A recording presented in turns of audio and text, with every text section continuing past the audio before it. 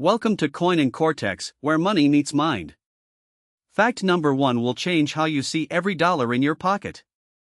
Stay with me to the end because fact number 6 is the reason most people will never be wealthy, and it's not what you think. Here's something crazy. The paper money in your wallet is not actually money.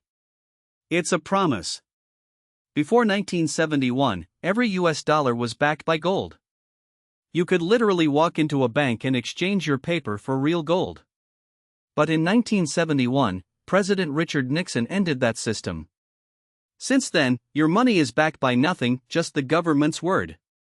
And here's what happened next. Since 1971, the US dollar has lost over 85% of its purchasing power. That $100 your grandfather saved in 1971? Today, it buys less than $15 worth of goods. Think about that. The word salary comes from the Latin word for salt. In ancient Rome, soldiers were sometimes paid in salt because it was so valuable. Roman salt was used to preserve food, clean wounds, and even as medicine.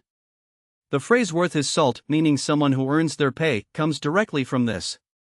So next time you collect your salary, remember, you're being paid in salt.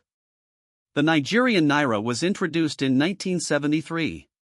Before that, Nigeria used the Nigerian pound. 1 Nigerian pound was exchanged for 2 naira. So 1 pound became 2 naira. At that time, 1 naira was actually worth more than 1 US dollar. Yes, you heard that right. 1 naira was stronger than the dollar. Today, $1 buys over 1,500 naira. That's a journey of over 1,500 times in 50 years. This is what inflation does when a currency is not managed properly. The richest man who ever lived was not Elon Musk or Jeff Bezos. It was Mansa Musa, the emperor of Mali in the 14th century. His net worth was estimated at $400 billion in today's money. On his pilgrimage to Mecca, he gave away so much gold that the value of gold in Egypt crashed for over 10 years.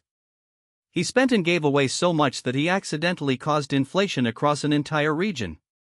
One man, so wealthy, he broke the economy of countries he passed through. Here's one that will surprise you. The first recorded financial bubble was not in stocks, it was in tulips. In the 1630s in the Netherlands, tulip prices rose so high that a single bulb could cost more than a house. People were trading their homes, their land, their life savings for tulip bulbs. Then in 1637, the bubble burst. Prices collapsed overnight. Thousands of people lost everything. This was 400 years ago, but it's the same pattern you see today in crypto, in stocks, in real estate. Human greed never changes. And here's fact number 6, the one I warned you about. 78% of NFL players go bankrupt within 3 years of retiring. 78%. These are men who earned millions of dollars. But earning money and keeping money are two completely different skills. Most people think the problem is not earning enough. The problem is not knowing what to do with what you earn. This is why a person earning $50,000 a year can build more wealth than a person earning $500,000. Financial literacy is the real currency. And finally, here's a fact that connects all of this. The word bank comes from the Italian word banco, which means bench.